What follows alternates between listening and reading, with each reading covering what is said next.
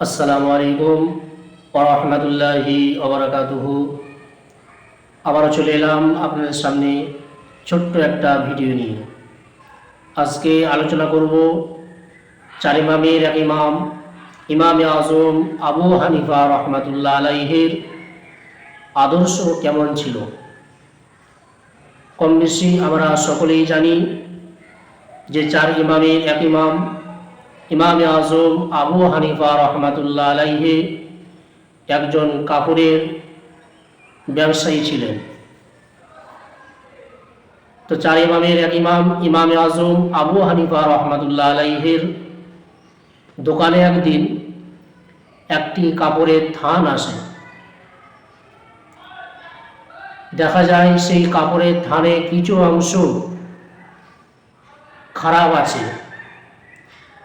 তখন চার ইমামের এক ইমাম ইমামে আজম আবু হানিফা রহমাতুল্লাহ আলাইহি তার কর্মচারীদেরকে ডাক দিয়ে বলে, ও আমার কর্মচারীরা, তোমরা এদিকে এসো। হুজুর ডাকার পরপরই কর্মচারীরা হুজুরের কাছে উপস্থিত হয়ে যায় বা হাজির হয়ে যায়।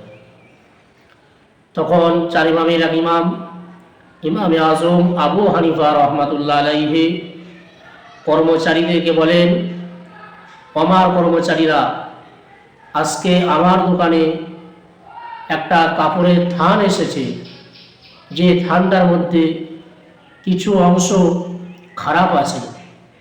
তো তোমরা যখন কোনো খদ্দেরকে এই কাপড়ের থানটা বিক্রি করবে, তখন সেই খদ্দেরকে খারাপ অংশটা দেখিয়ে দেবে এবং ওই কাপড়ের থানের কিছু অংশ খারাপ থাকার বিনিময়ে তার থেকে মূল্যটাও কম নেবে। মানে ভালো কাপড়ের যে মূল্য নেওয়া হয় তার তুলনায় তোমরা মূল্যটা কম নেবে। এ কথা বলে হুজুর মাগরিবের নামাজ আদায় করতে চলে গেছেন। সেই সময় হুজুরের দোকানে কিছু খদ্দের এসেছে এবং হুজুরের কর্মচারীরা সেই ধানটাকে তাদেরকে বিক্রি করে দিয়েছে। হুজুর মাগরিবের নামাজ আদায় করার পরে দোকানে এসেছেন, এসে দেখছেন যে ওই কাপড়ের থানটা আর নেই। তখন হুজুর কর্মচারীদেরকে ডাক দিয়ে বলে, আমার কর্মচারীরা এদিকে এসো। হুজুরের কর্মচারীরা হুজুরের কাছে উপস্থিত হয়ে যায়। তখন হুজুর বলেন, আমি ওই খারাপ কাপড়ের থানটা দেখতে পাচ্ছি না, তোমরা কি বিক্রি করে দিয়েছো নাকি? তখন চার ইমামের এক ইমাম ইমামে আজম আবু হানিফা রহমাতুল্লাহ আলাইহি হুজুরের কর্মচারীরা বললেন, জি হুজুর, আমরা বিক্রি করে দিয়েছি, কিন্তু হুজুর আমরা একটা অন্যায় করে ফেলেছি, একটা অপরাধ করে ফেলেছি, একটা ভুল করে ফেলেছি।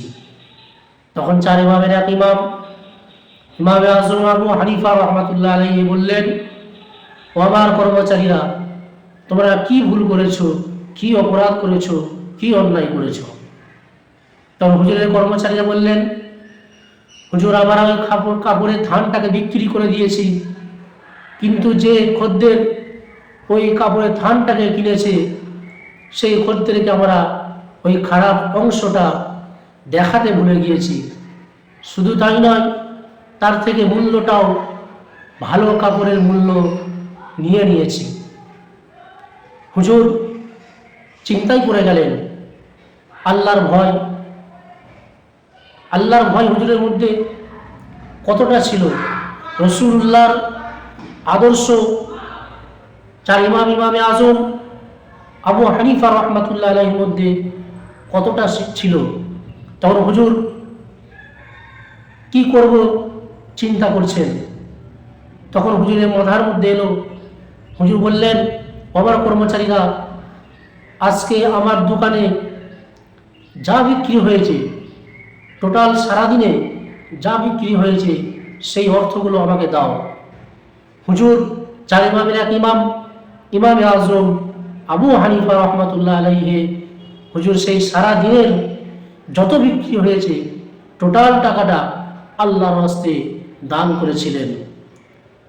তাই আমরা ব্যবসা বাণিজ্য অনেকেই করি, কিন্তু এই 4 ইমাম আজম আবু হানিফা রহমাতুল্লাহ আলাইহির মতো ব্যবসা করতে হবে।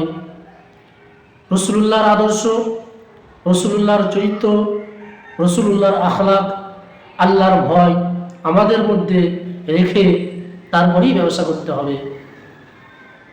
আজকের ভিডিওটা এতটাই। যারা আমার এই ভিডিওটা ইউটিউব থেকে দেখছেন, আমার ইউটিউব চ্যানেলটি সাবস্ক্রাইব করুন। যারা ফেসবুক থেকে দেখছেন, আমার ফেসবুক পেজটি অবশ্যই ফলো করে রাখুন।